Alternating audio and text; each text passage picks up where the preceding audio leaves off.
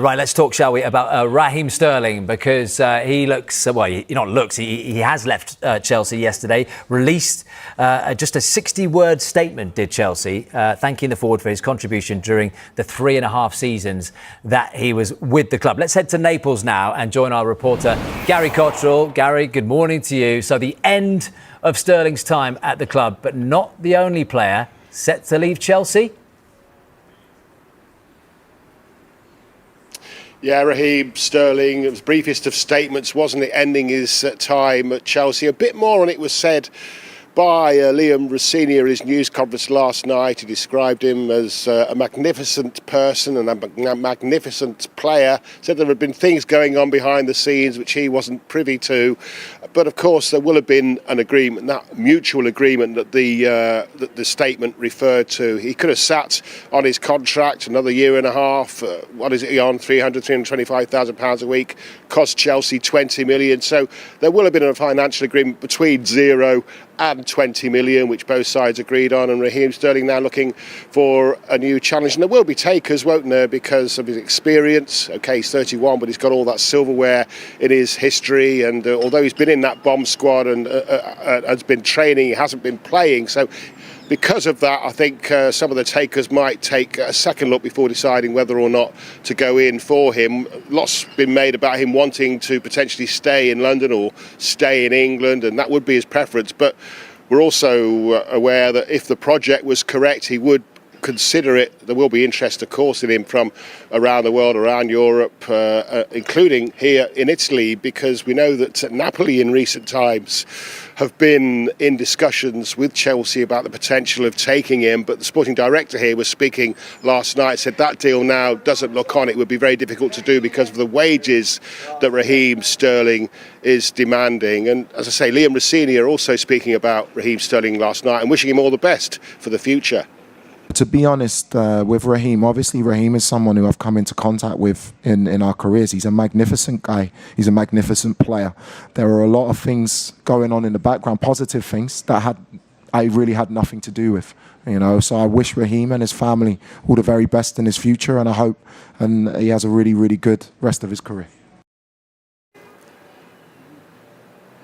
So as you alluded to, Axel Disasi, the other member of the bomb squad. The bomb squad is now becoming depleted, isn't it, at Chelsea, because he's back in the fold. He's training with the first team. He's had talks with Liam Rossini. Liam Rossini are impressed with those talks, but obviously he's not up to speed enough after all that time not playing to be involved in any games for Chelsea. And I don't think he will be. I think he's been brought back up to speed, brought into the fold, back in training to try and get him a deal before the deadline. There is interest. We know he spent the second half of last season at Aston Villa. There's been interest in England, in Germany, in France, and here in Italy with Fiorentina, the latest to show an interest in Disasi, because obviously he's still a very good and experienced defender. But Chelsea in the market for another centre-back, so that does seem to suggest that although he's back in the fold, he hasn't got a future at Chelsea. So I think by Monday he will be a player somewhere else other than Chelsea. Mark my words, or given the guests that you've got in the studio today, marks my words. Gary, thank you very much indeed. Mark Pugh, ever been in a bomb squad before? Oh, many a time. Difficult place to be? Really tough. I mean, you've got to do your training on your own. You've got to keep yourself right. I was in the bomb squad on many occasions, and I always went out of my way, even in my 30s, to play under 21s games, keep that match fitness up, because no matter how much training you do, you cannot replicate match fitness, and you've got to keep ready. I went until November one season. I think it was November the 27th, not that one. Not that he's bitter or he remembers the date. I ended up being out of the team for a long, long period, came into the team against Leicester, scored the only goal. This was the year after they won the league, and we beat them 1-0, and it was an amazing night, and I went on to play 15, 20 games after that. So it's amazing if you've got the right attitude, right mindset, do the things off the field, then they transfer on the field. And there are always three sides to every story. The truth is in the middle of that, and someone like Raheem Sterling would say, you don't know the full details of what happened behind the scenes. He's a free man now, he can sign for absolutely anyone. Is Raheem Sterling still Premier League quality for you, Mark?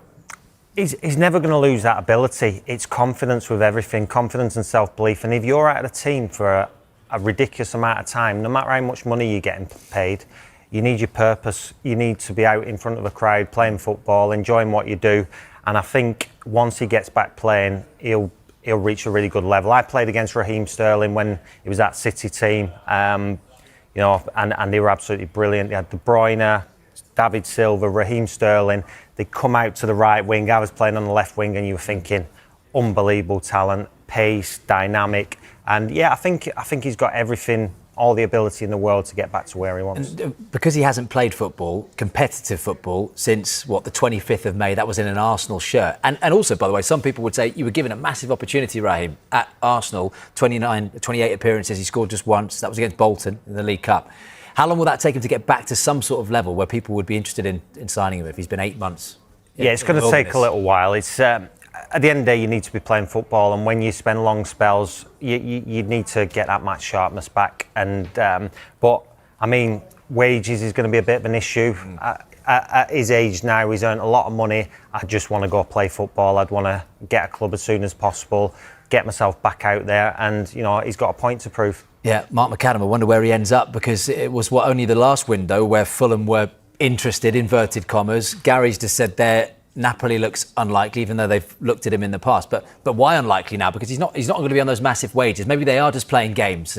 But the question is, would Raheem Sterling? We seem to just say, don't we, all the time, he wants to be in London. Well, we don't know that from the horse's mouth, do we? That he will have options, won't he? He'll have a lot of options. It's just about what's right for him and his family. You mentioned Napoli, and I know Gary said it there, but the sporting director actually said and was quoted as saying, look, there are significant financial expectations with regards to doing a deal for Raheem Sterling. And that's something that maybe takes it away from us and the possibility of Napoli signing him. We know that actually Antonio Conte likes to sign Premier League players, and he's done so quite a bit over the last few years, and they've always proven to do really well in that Napoli side. So you can see that there is a desire to sign someone like him with his experience, particularly like Mark says, he's got that robust physicality, and there are very few leagues like the Premier League in Europe where you have to be so physical. So if he's got that ability to play in those types of environments, then that is a massive plus for someone like Napoli. We know that there'll be interest from some Saudi Arabia. We know that there'll be other sides that are keen to sign someone with his experience and profile as well. There's not many players available on a free transfer. I know the wages will be significant. There's not many players on a free transfer that have got his trophy cabinet. And bringing someone with that winning mentality and understands the pressure of what it's like to play for Liverpool, for Manchester City, for Arsenal, for Chelsea,